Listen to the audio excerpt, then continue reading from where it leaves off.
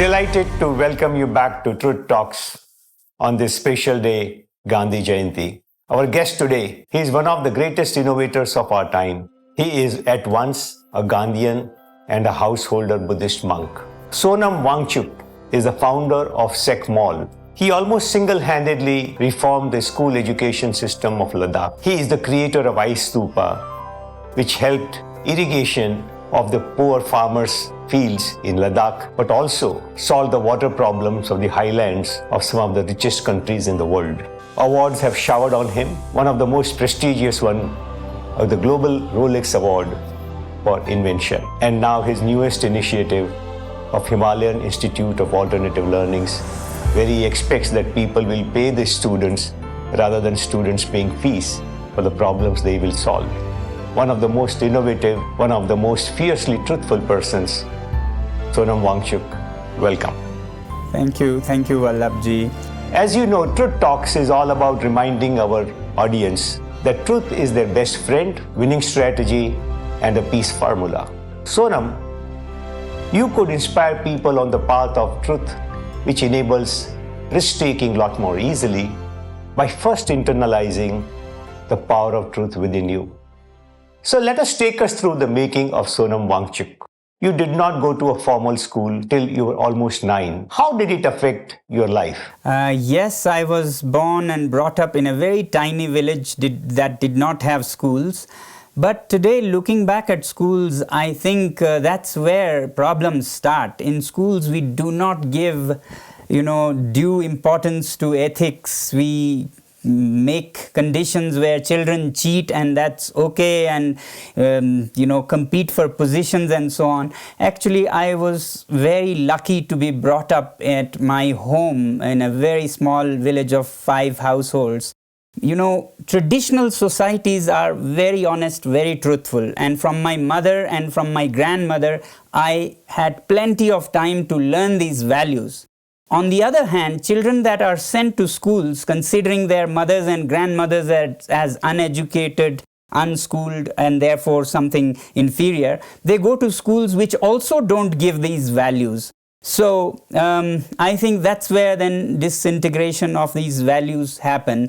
Now, in modern societies, like in the West, they give high value to ethics, and our traditional society also does. In between, in our developing countries, especially the colonized countries, we just don't give importance to these values in our schools, in our offices. And perhaps that is why, if you look at Transparency International's reports, the countries that are highest on integrity are also the richest and the best performing countries. So the most modern ones are very ethical. Our traditional societies are very ethical. In between, our system is not. And that's why I'm happy I was spared by these schools till I was of an age where I could, make my own decisions.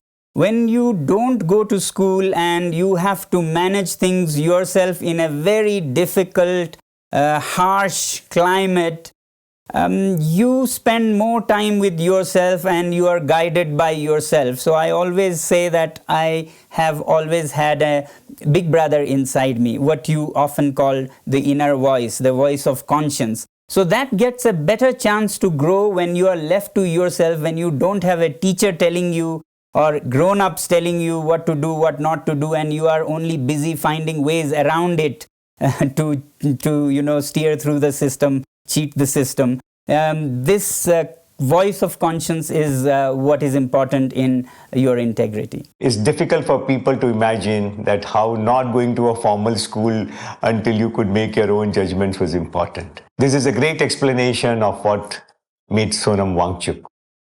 So Sonam, you created this amazing institution called SECMOL. And is there a connection to the creation of SECMOL with what you said? It has more to do with what I saw, learning without school as a child myself, and then how schools do. When I was 9, I was dragged into a school where I saw what a horrible place it was. It was one of my worst times in my life. until later I got to meet some better schools and very good teachers, which changed my life. So I had seen the worst and the best, and therefore I thought that teachers and schools can have a huge impact on children. And when I saw that children in Ladakh, this mountain region with life so different from the rest of the world that none of these books or these curricula could be of any meaning to them, that's when we started helping these students in education, firstly in the normal schools, and then those who failed in this SECMOL alternative school that we created. Sonam, you talked about the challenges that you faced, growing up and getting educated in schools. But later on, you have taken on many more challenges and faced many, many adversities. Any few of them that you would like to single out because they stand out for you? Oh, I mean, Ladakh is a capital of challenges and adversities. To start with, you have short supply of even air. Breathing even is difficult. Then water is in short supply. Then resources are in short supply. But all these make a person, strong if they choose to use it that way rather than to mourn it off. So that way, yes, lots of challenges. But again, our society was going through a lot of transformation with new systems coming into Ladakh, like democracy itself. And democracy often is not played in a fair way. So I faced various challenges when I was simply trying to help children failing in their education, and the movement to uplift them from their educational challenges became almost too popular, almost a household concept or a movement.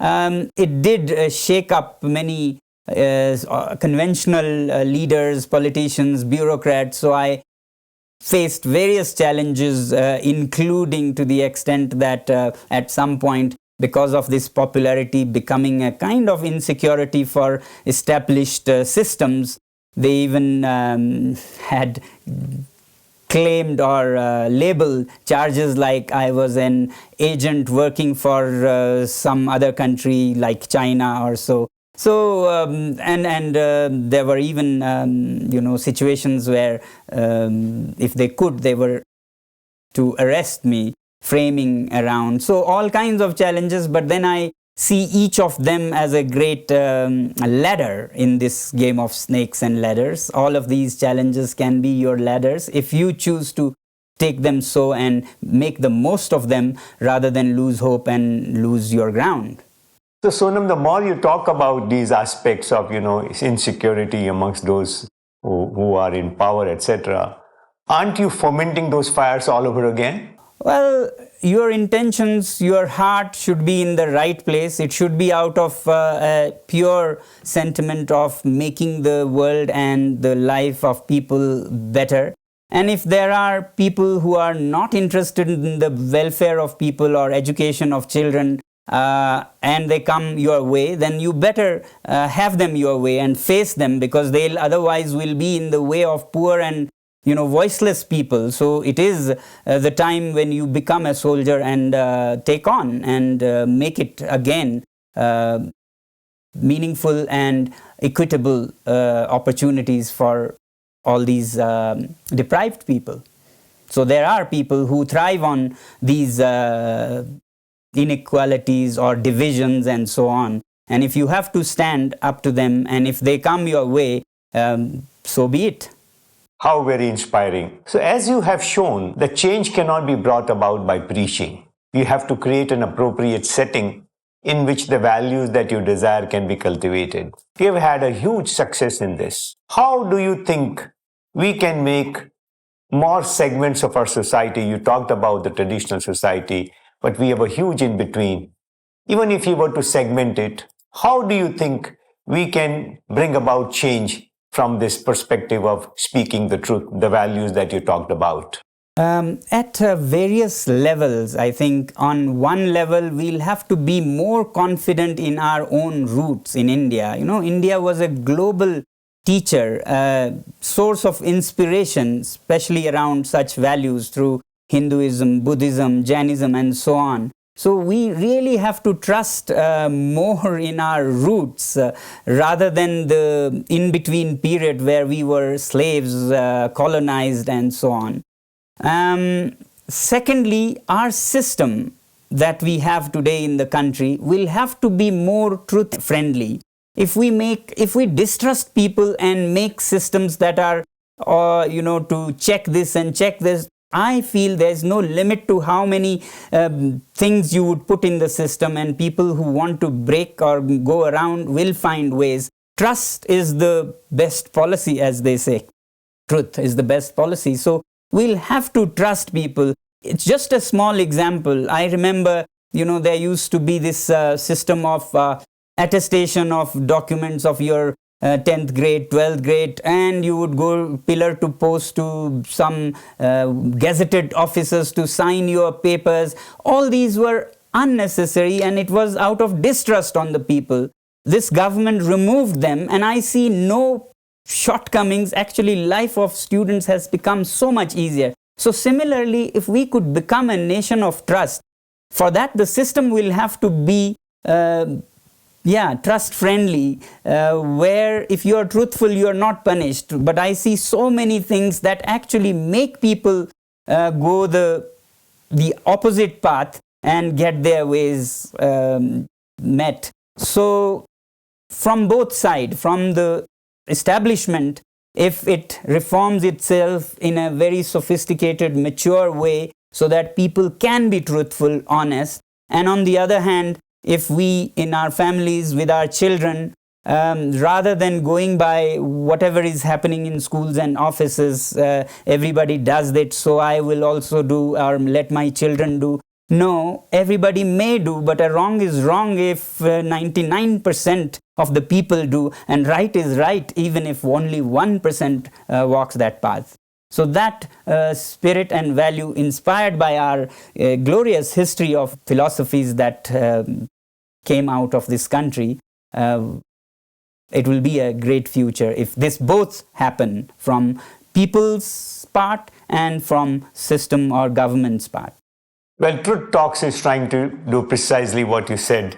While the government is using technology to take the debate away from, trusting, because technology is agnostic and wonderful results are visible. Also, great initiatives that shows the faith of the government in trusting people by removing various kinds of attestations, etc.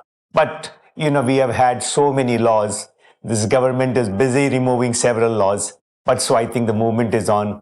I think as individuals, you are saying we need to do more, and we will have a greater control on our lives that way. Yes, government can bring in better systems and remove bad systems, but it should not depend on those systems and apps and software. We should be truthful in our inner software, period. Well, very well said, that it is the inner transformation, inner software that is going to really make us a winner. So let me move to the topic of Gandhiji, the Gandhi Jayanti day that it is.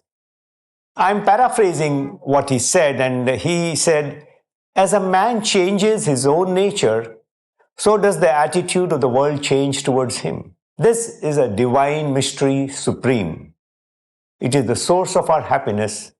We need not wait to see how others react to what we are doing. Unquote. You have lived a life by being the change and bring about the inner transformation you talked about. Can you share your experience about what Gandhiji calls the mysterious divine working?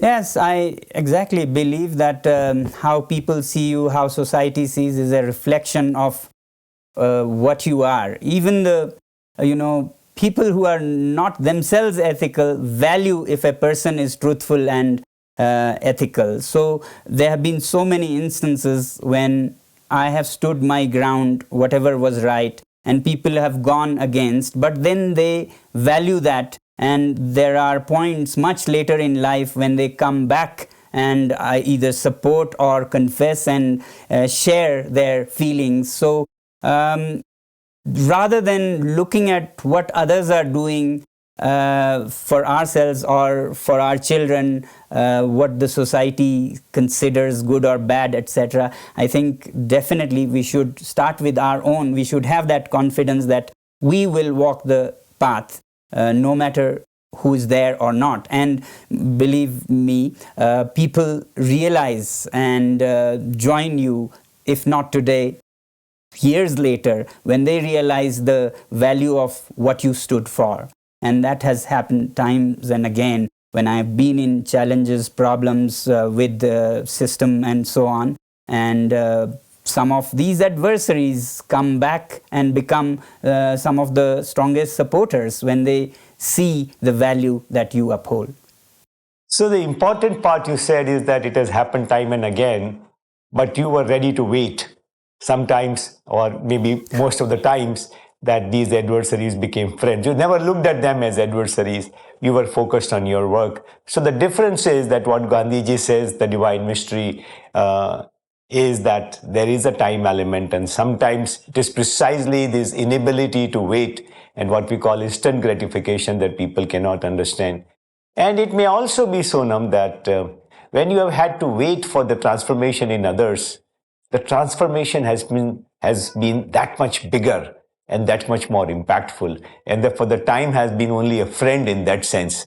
So I think this is very inspiring for audience to hear that how by seeing what is right, even if it is 1%, popular, and how it always wins. That's wonderful to hear from you, Sonam. Yes, exactly. When you are on this path, it's not in days or months, it's years. And it's a long race that you're running, and things fall in place over years, and that should not be a problem. This instant resolving or instant winning is what often causes our problems. You win the war.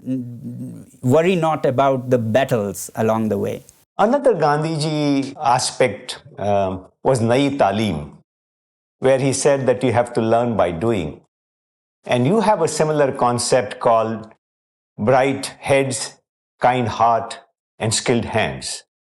How does this reflect in your unique school, SECMOL?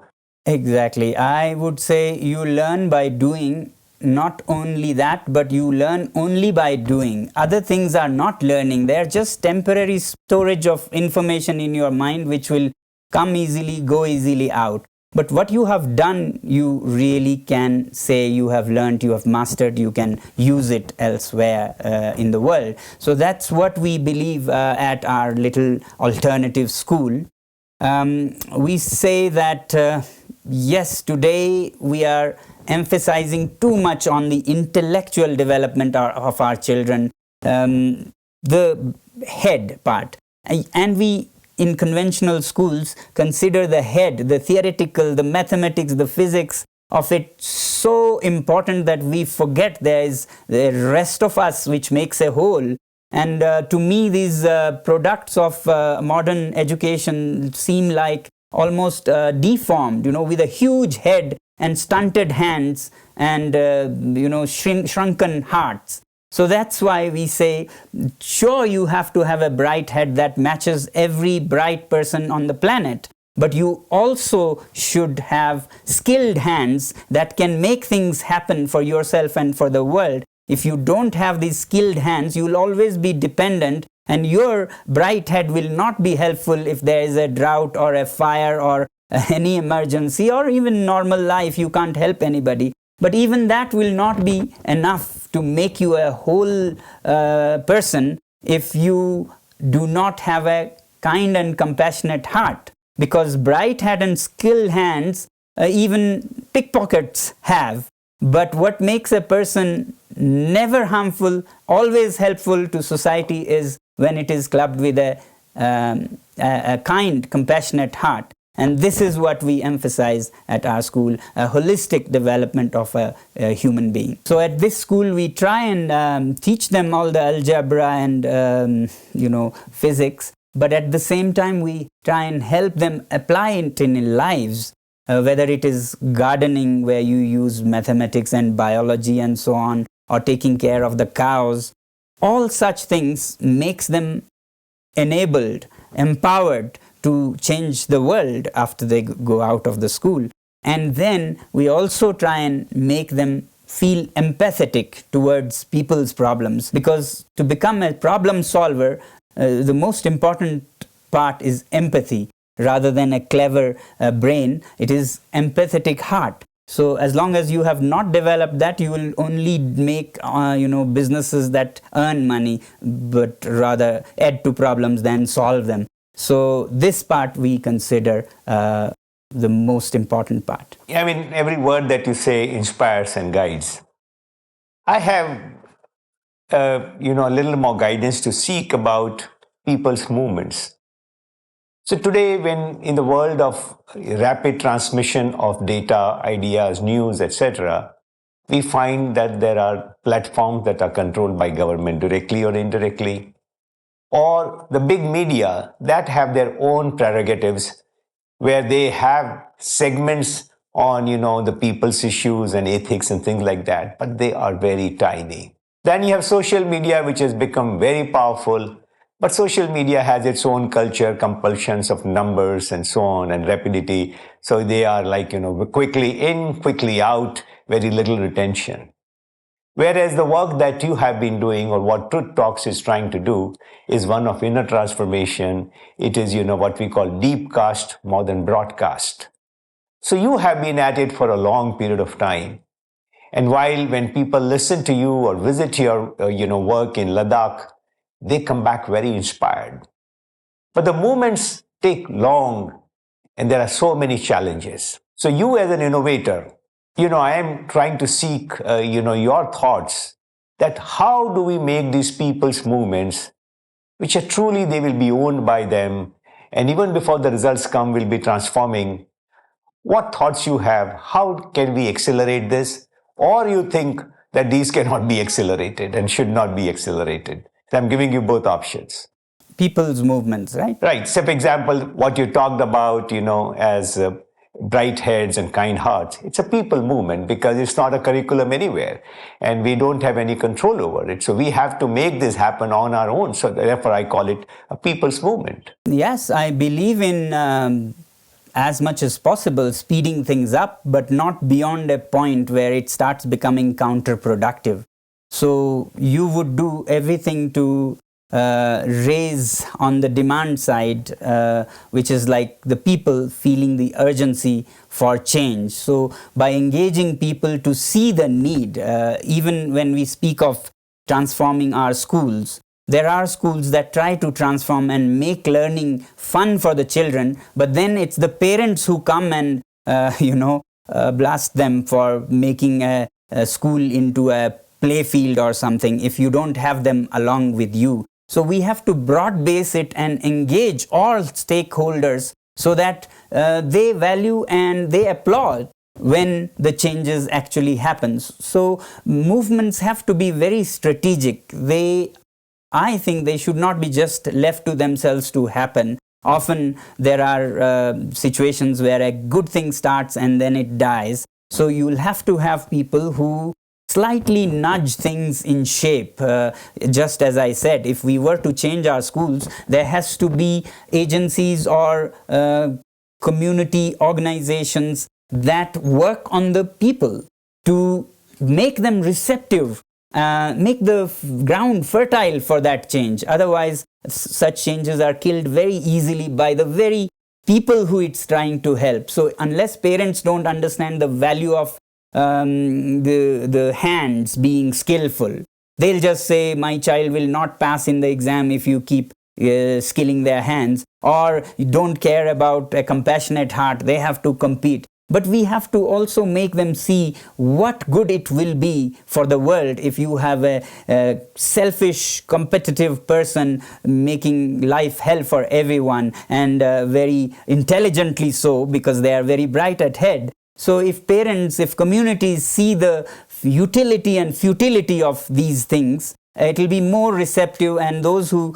work for change day and night will be encouraged rather than discouraged when the ground is fertile. So people like us, people who can influence, and media is like school for adults, just like schools do educate children, media should educate the elders, the adults. And if we all work together, then we will have a balance of the supply and demand. We'll have a balance of the change makers and change seekers or change beneficiaries. That will be a way to take the nation on a path of transformation. Precisely, you stated that we will need patience, but not endless patience. And we need the participation of some of the organized channels which can reach to these communities and parents, as you identified. I think I appeal to your Rolex mind or your iSuper mind, Sonam, that this is the crunch that innovators like you and incipient or very small attempt that we are making, we know that these are very powerful. This can bring about, it has created so much happiness in our lives, and we want to extend this. But the challenge of getting larger segments of community, society to participate, to listen, and the difficulty is that most of them are followers, and they are followers of the mode rather than what is right. So I leave it at that. I think you have given us many thoughts. One of your famous battles is the one that you raised against Chinese goods. And so could you identify that, what role your truthfulness played in taking that on, and how did you get that idea? First of all, it was because it was happening right in my backyard, like a few 100 kilometers away, to our people, to our nomads who live a hard life with their pastures which were being taken away. And then secondly, I find this country, China, a very, like a wolf in sheep's clothes. If the global village had a etiquette and a system of respecting each other and respecting human dignity and democracy and so on, they play by their own rules, which are very warped. They would do anything to just kill the market outside and make their products prevail. So they would go any lengths to kill, say, the handicrafts in India, and then to introduce their own products. And these are very unethical. You can't be holding a nuclear weapon and coming into the war when it is just a community debate or even a dispute. So when you run a country like a machine or an army with no rights, no information, blacked out, no space for media or social media or voice expression of people, then you have to not accept it as a normal level field player, and you have to take it on. So that's what I thought I was doing through people's power, as I said, wallet power rather than only bullet power, because we have two votes, one with the ballot and one with our wallet. So if our wallets have made this monster big and rich and powerful, it can also bring it down, and it should know that the very people that can lift it can also bring it down. And therefore, I thought it was morally right to take on such a government that has very shady intentions, ulterior motives of dominating all the countries by playing very untruthful games. And that's what I did, and I think people saw reason in that and did their best. It will take time, because it has taken decades to fall into this trap. It will take a few years to come out, and it's happening already. And I appreciate that many people, despite personal losses, made choices to support truth.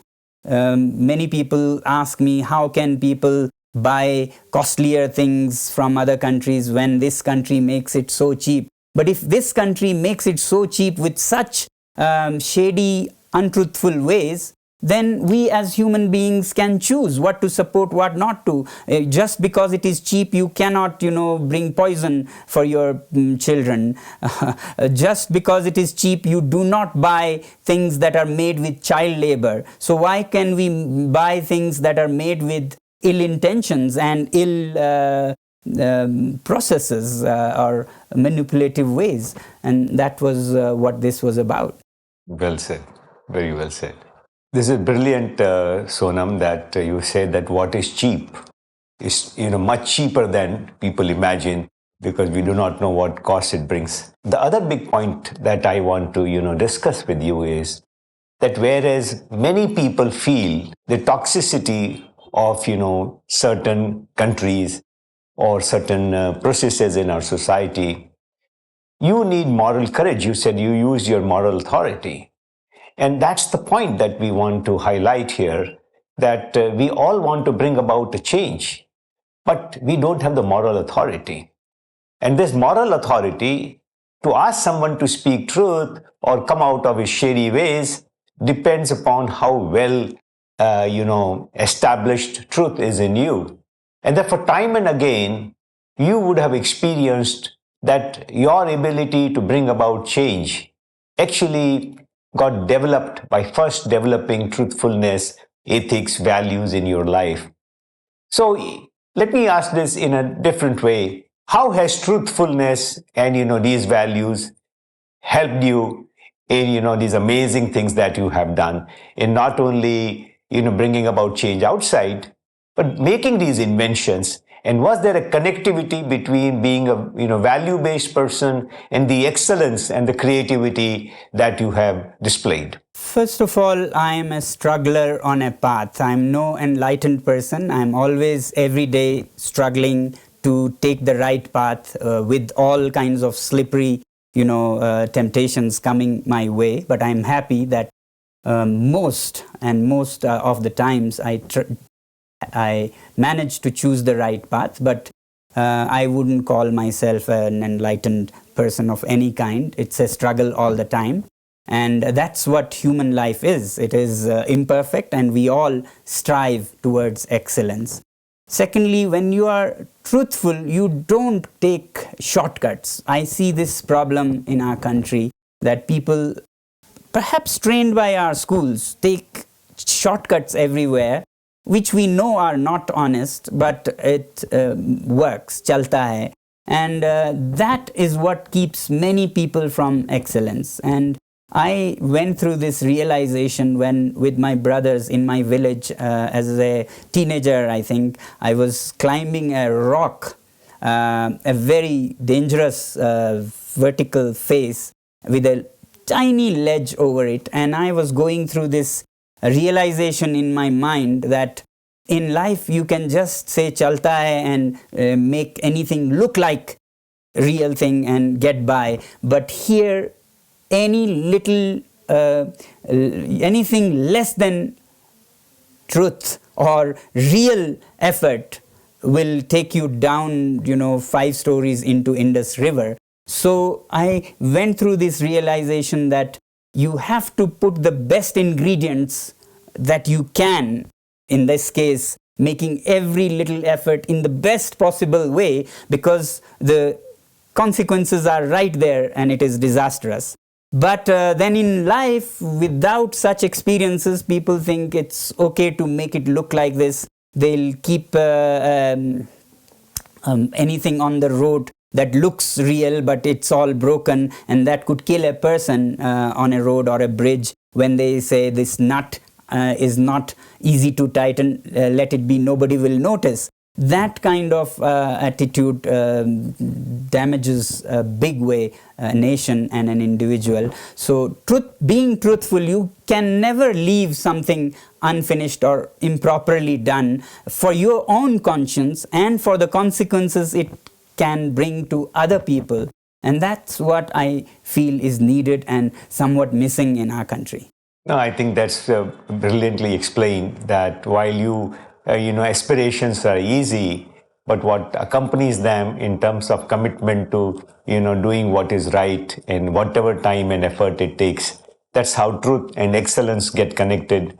that you cannot hope to be excellent, for a period of time unless it is established in truthfulness. Sonam, this has been fabulous. So let me ask you some truth questions. Were you ever tempted to lie just to get your work done? And what happened next? Oh, yes. Many times, but in funny ways. Not in getting my work done, that I would not do, but I have been untruthful in many ways. One which I'm fighting with is exaggeration. For example, we are not untruthful, but we may, lift something up or lower something down. That's always a struggle. Secondly, I remember truth is also not absolute. Sometimes it is more the motive rather than literal truth. Sometimes you have to be untruthful or lie for the better of the world or situation. I clearly remember when I was appearing for my engineering entrance exam, I didn't want my father, who was a very powerful minister, to influence in any way my admission.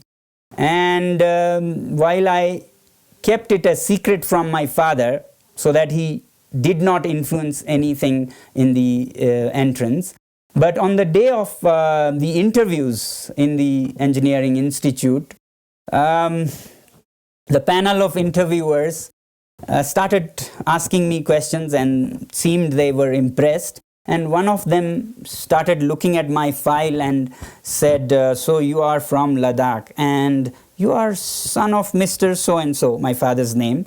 And he said, oh, you are son of this person, with a little awe on his face. And he asked, what does your father do? And somehow in my mind, the answer came and I said, sir, he's a farmer. I was lying blatantly. He was not at all a farmer. But they closed the file and said, okay, we can continue. So I remember this funny, untruthful way that I helped truth, because such influences can, destroy other aspiring candidates. And it used to be very common in those days. Anybody with a powerful father could get into these places, and those who were actually the ones that would commit suicide or become depressed and so on. So truth itself can be in many different shades. It's the spirit that we should value, and towards that spirit we should strive. Nobody is perfect, but our direction and path should be towards that. I think this is very practical and helpful to most people, because absolute truth is something that scares them. So you explained it beautifully with an example. Thank you very much. Let me get on to a rapid fire section of our interview. One quality of Gandhiji you would recommend everyone to follow? He didn't wait for what others would say. He was original and did what he thought right. And that impresses me. One great truth that you have discovered about your life? That it's a long way, and there's no instant winning or losing, and it's the long race that you have to win. Your role model? Multiple role models. I don't want to make one big person or so. I have so many role models, from very simple peasants in villages to very well-known people. So I don't pin all my inspiration to one person or put all my eggs in one basket. I have what you would call composite, multiple inspirations. You have a different role model for a different situation. Yes. And I understand these role models will also have some weaknesses, and we should understand them. A time in life when you failed miserably but bounced back? Oh, many. Almost every, if not day, every year, I have But that's the way. This is how you learn. It's like asking a baby, how did you learn walking? Share a failure when you learned walking. They fall right and left and front and back, and that's how finally they walk and run. So I see failures as a part of it. Miserable or small failures are always there, and I couldn't count them, and I'm grateful to each one of them. No single one stands out in your memory? Not really, not a single one, but so many. I'm rich. Okay. Greater domestic product or greater GDP or greater productivity? As they say, the Bhutanese formula, greater happiness really, and greater peace and greater harmony rather than products and all these. These should go towards that harmony and happiness. What kind of treatment do you give your school kids if you find them lying? If they confess and make amends, I love them most, respect them most. But till they realize and accept it, I could be very investigative and not very kind also, whatever it takes to bring the truth. And once they accept, that's when the learning starts. The biggest lie you once believed was true? That human beings are rational.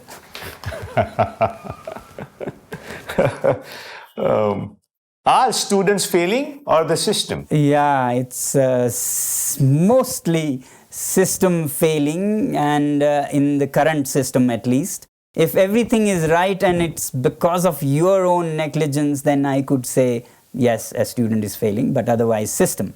Well, Sonam, what to say? This has been amongst one of the most enlightening talks that we had with a person who is very conscious is not enlightened. And a few things stand out in my mind, that how this divine mystery that Gandhiji talks about, how it plays out. It does not play out in terms of instant results, but how you constantly enjoy that journey of truth.